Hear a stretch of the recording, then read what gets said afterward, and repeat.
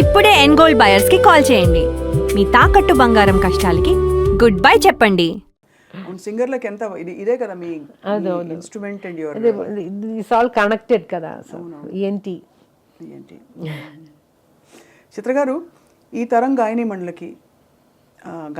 కాదు గాయకులకు కూడా మీరు చెప్పే మీ ఆ బుజ్జికొండతో పాడారు మీరు ఆ పాట ఒక రియాలిటీ షోలో. ఏ పాట అంటే మలరే మౌనమా, అది తమిళ్లో. అవును, తమిళ్లో. ఎంత ముద్దుగా పాడాడు మీ పక్కన నిలబడి. మీరు ఒక్కొక్క గమకం ఆ వాయిస్ తీగలా అతను త్రో చేస్తుంటే మీరు ఆనందించేస్తున్నారు. చిన్న పిల్లలు పాడుతుంటే ఎంత ఆనందమో తెలియదు, అంత సంతోషం. ఏమి what is the core essence? అంటే పాటని స్థిరంగా ఉంచుకోవాలంటే, డెవలప్ చేయాలంటే ఏం చేయొచ్చు? బికాజ్ రకరకాల ఇన్ఫ్లుయెన్సెస్ వచ్చేసాయి. Discipline is the main thing. ఒక టైం చెప్తే టైంకి వెళ్ళాలి థియేటర్కి. మన కోసం థియేటర్ రెంట్ అన్నీ ఇచ్చేసి ప్రొడ్యూసర్ వాళ్ళు చాలామంది ఒక గ్రూప్ ఉంది కదా, వాళ్ళని రెస్పెక్ట్ చేయాలి. ఫస్ట్ ఆఫ్ ఆల్ మన ప్రొఫెషన్ మీద రెస్పెక్ట్ ఉండాలి. అదొక ఏంటి సెకండరీగా ట్రీట్ చేయకూడదు, అదే ప్రయారిటీ. దానికోసం you have to change your life. ఇప్పుడు టైం వెళ్ళాలంటే ముందు లేట్గా నిద్రపోతే కూడా మార్నింగ్ చెప్పిన టైంలో స్టూడియోకి వెళ్ళాలి, అదొకటి. తర్వాత మిగతా మ్యూజిక్ డైరెక్టర్స్ నా దగ్గర కంప్లైంట్గా చెప్తున్నది, వెన్ దే కమ్ పేపర్ ఉండదు, పెన్ ఉండదు, ఉండదు, హెడ్ ఫోన్ కూడా ఉండదు, దానికి అన్నీ కంప్లైంట్ చేయడం, అది కూడా ఒక నెగటివిటీ క్రియేట్ అవుతుంది అలా టైంలో. So you be prepared. మనకు రికార్డింగ్ వెళ్ళాలంటే ఏం కావాలి అదన్నీ మీ దగ్గరనే తీసుకువెళ్ళండి. పాడిన తర్వాత ఆ పేపర్ అలాగే అక్కడే వదిలేసి వెళ్ళిపోతారు. అది తీసి పెట్టడం కూడా ఇట్ షోస్ కొంచెం కేర్లెస్నెస్. అది ఫస్ట్ ఆఫ్ ఆల్ అది కేర్లెస్నెస్ వదిలేసి కొంచెం ప్రొఫెషనల్గా ఉండాలి, ప్రొఫెషన్ మీద భక్తి ఉండాలి, అండ్ డైలీ ప్రాక్టీస్, వేరే దారి లేదు. ఏం ప్రాక్టీస్ చేయాలి రోజు? అంటే daily your voice should be always warm up చేసి పెట్టుకోవాలి. సడన్ గా ఒక రికార్డింగ్ వస్తే కూడా వెళ్ళి పాడాలి కదా. అలా కూర్చొని ప్రాక్టీస్ చేయాలంటే క్లాసికల్ ప్రాక్టీస్ చేయాలా, సినిమా పాట? నేను యూజువల్ గా వరిసాస్, అలంకారాస్ ఇన్ డిఫరెంట్ ఆక్టేవ్స్ అలా ప్రాక్టీస్ చేస్తాను డైలీ కాదు, నాకు టైం ఉన్నప్పుడు అంతా అలా చేయాలి. అది daily you have to practice. లేదంటే ఒక 2 days జేసుదాస్ గారు ఎప్పుడూ చెప్తారు, ఒక 2 days పాడలేదంటే మనకు తెలుసు సరిగా మనం అనుకున్నట్టు రాలేదే అని. ఒక వీక్ ప్రాక్టీస్ లేకుండా పాడితే బయట వాళ్ళకి తెలుస్తుంది ప్రాక్టీస్ లేదు అని, అది విషయం. సో అది రాకుండా డైలీ కొంచెంసేపు ప్రాక్టీస్ కోసం you have to make time. ఒక లాంగ్ స్పాన్ ఆఫ్ మీ కెరియర్లో లాస్ట్ కపుల్ ఆఫ్ క్వశ్చన్స్ అంతే. మీరు ఎప్పుడైనా ఏ సందర్భంలోనైనా మీకు ఎవరైనా పోటీ అని ఫీల్ అయ్యారా? అసలు ఈ క్వశ్చన్ అడగడమే నాకు ఏదోలా ఉంది, కానీ పోటీ అనేది కాదు, ఇప్పుడు మనం అందరూ ఫ్రెండ్స్ లాగానే కదా. సో పోటీ అనేది ఇంతవరకు అది అలా అనిపించట్లేదు. నాకు ఏ పాట రావాలో అది నాకు వస్తుంది అంతే. Attitude that is good. అప్పుడు ఆ పాట నాకు కాదు, నాకు భగవంతుడు ఆ సాంగ్ నాకు రాయలేదు. సో నాకు వచ్చిన సాంగ్స్ హ్యాపీగా పాడేసి ఇలా ఉండిపోయి. బట్ ఎక్కడ గ్యాప్ అయితే రాలేదు కదా మీకు, అదర్ దెన్ ఈ కోవిడ్ టైంలో తప్ప? కొద్దిగా కోవిడ్ 2011లో కూడా ఒక బట్ ఐమ్ సేయింగ్ అంటే ఆపర్చునిటీ లేక గ్యాప్ అయితే కాదు లేదు. ఏదైనా ఒకటి వస్తుంది. బికాజ్ ఎన్ని భాషలు? తెలుగు, తమిళ్, కన్నడ, మలయాళం, అది 4 మెయిన్. హిందీ, ఒరియా, బెంగాలీ, అస్సామీస్ కూడా ఒకటి పాడాను. తర్వాత తుళు. అస్సామీస్ ఎలా వచ్చింది అసలు?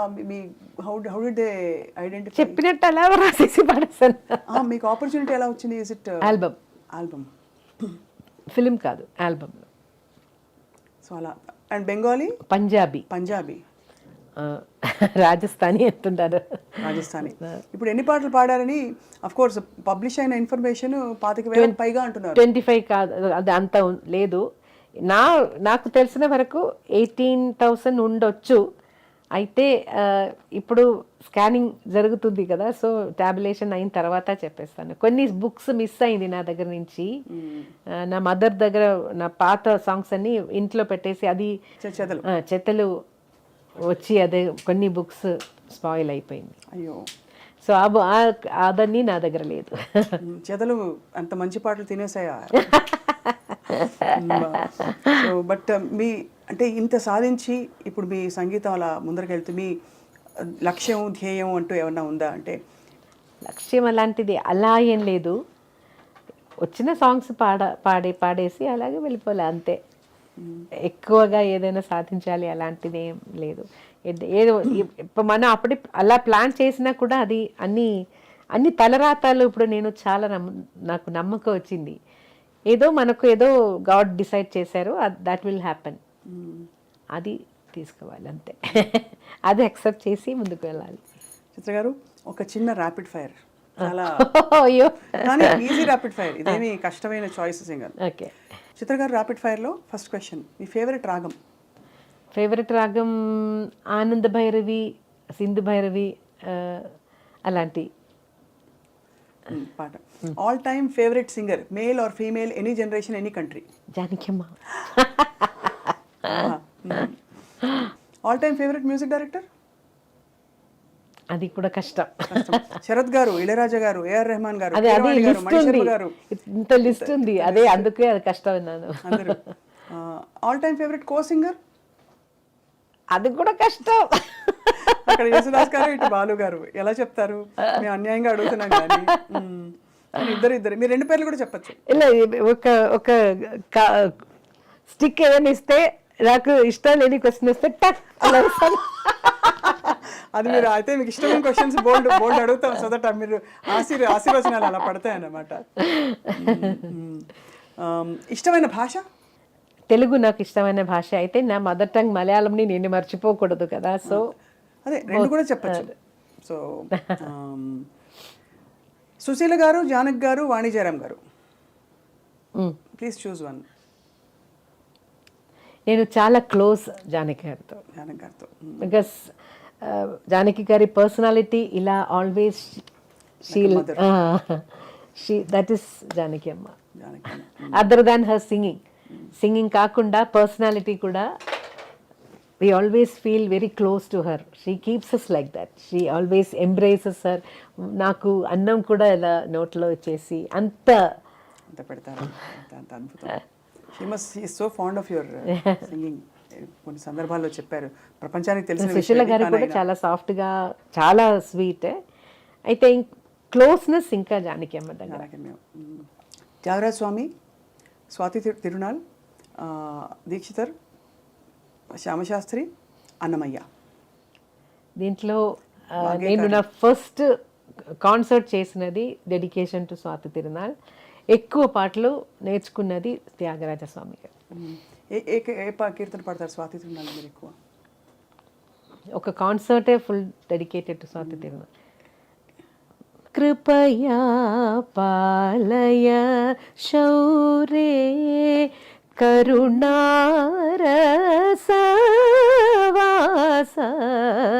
కృపయా పాలయ శౌరే. చారుకేసి ఎవడ అழகா இருக்கு. Favourite food? Idli or dosa. Dosa is my always all time favourite. Favourite country? Of course India, but I love USA also. You love the USA.